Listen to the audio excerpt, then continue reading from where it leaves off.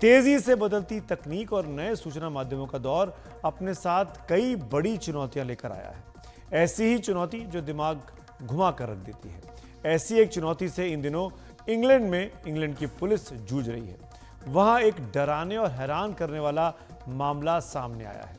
यह मामला इंग्लैंड की 16 साल की एक बच्ची के साथ मेटावर्स, जो कि फेसबुक की ओरिजिनल कंपनी हो गई, अब मेटावर्स में वर्चुअल गैंगरेप का यह मामला है।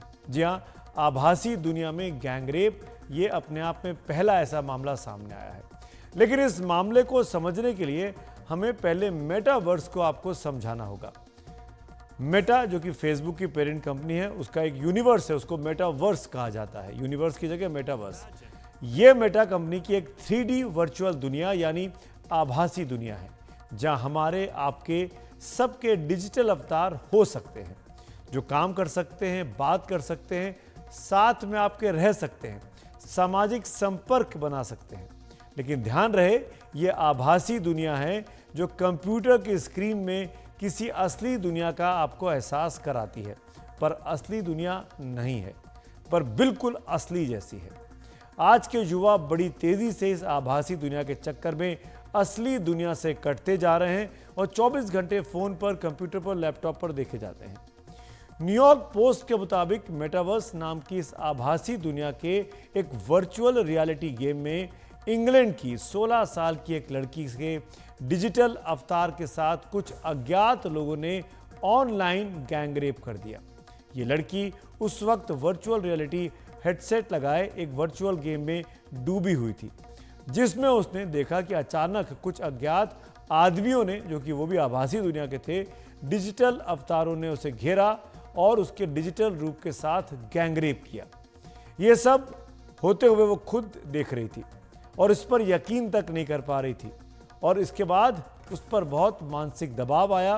वो भयानक तनाव में आ गई, उससे बहुत गहरा सदमा लगा।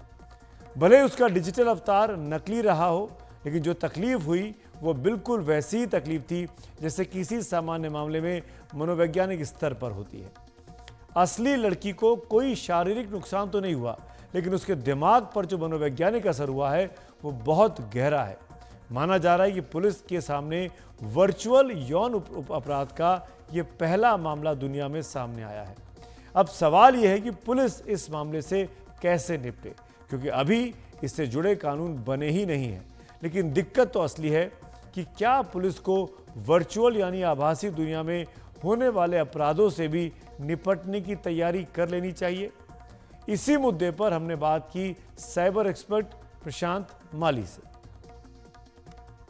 वर्चुअल रेप यानी कि आप जो एक स्त्री का अवतार धारण करते हैं मेटावर्स में या कोई भी वर्चुअल गेम्स के अंदर, तो उस अवतार के साथ जो दूसरे अवतार होते हैं, जो कि अक्सर मेल अवतार होते हैं, वो आपसे अभद्र बात करेंगे या फिर आपके साथ अभद्र व्यवहार करेंगे, सेक्सुअल असॉल्ट करेंगे, उससे वर्चुअल रेप माना जा सकता है। अभी हमारे कानून में इसकी डेफिनेशन मौजूद नहीं है, लेकिन जो मेंटल ट्रॉमा जिस स्त्री को ये कॉज करता है, जो मानसिक अवहेलना, मानसिक तकलीफ जो स्त्री को होती है, उसके तहत इस ऐसे रेप करने वाले पे कानूनन मुकदमा दाखिल किया जा सकता है। वर्चुअल रेप के 2-3 डिफेंस हो सकते हैं कि ये जो अवतार होते हैं इनको लोअर बॉडी होती ही नहीं है, या फिर जब भी कोई स्त्री मेटावर्स में कोई गेम खेलती है तो वो स्त्री का रूप ना लेते हुए पुरुष का रूप लेके खेले। ऐसे कहीं इसके सेफ प्रिकॉशंस हो सकते हैं। प्रिकॉशंस मेटावर्स और मेटावर्स के जो अंदर जो प्लेटफॉर्म्स हैं उनको भी देनी चाहिए। सिर्फ ब्लॉक करने मात्र से नहीं चलेगा, तो जो फिजिकल दूरियां है या फिर कुछ ऐसे फिजिकल बटन्स जो वीआर पे मौजूद हो, जिससे वीआर निकालने के पहले आप इस गेम वाली कंपनी को या इस मेटावर्स वाली कंपनी को आगाह कर पाए। ऐसे वाकया आगे भी हो सकते हैं। सावधानता ही आपको इससे बचा सकता है। आभासी दुनिया के अपराध का मन पर असर उतना ही भयानक होता है जितना शरीर के साथ हुए अपराध का। इससे मरीज गहरे सदमे में जा सकता है, क्योंकि मरीज अपने आप को देखता है, जैसे कि इस केस में हुआ कि वो लड़की खुद को देख रही थी कि उसके साथ गैंगरेप कुछ लड़के एक साथ कर रहे हैं। क्या असर होता है दिमाग पर, बता रहे हैं डॉक्टर हरीश शेट्टी, जाने माने मनोचिकित्सक। मेटावर्स का जो कहानी है ये बिल्कुल सच है। वर्चुअल फील्ड में भी रेप होता है, क्योंकि साइकोलॉजिकल इम्पैक्ट जो है वो बहुत जबरदस्त होती है। रियल वर्ल्ड में जो रेप होता है उसमें फिजिकल एंड साइकोलॉजिकल तकलीफ होती है, परंतु ऑनलाइन रेप यदि किया किसी ने online, even with words, even with sound and even with music और even with facial expressions and expressions of the body, it is rape, it is traumatic, और उसको ऑफेंस मानना बहुत जरूरी है।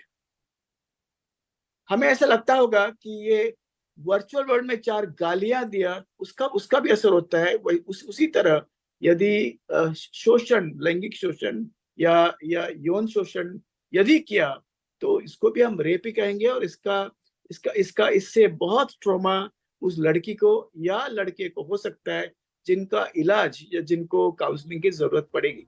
तो ये ऑफेंस माना जाना चाहिए और इस पर कार्रवाई होना चाहिए, और साथ साथ में इलाज भी होना चाहिए।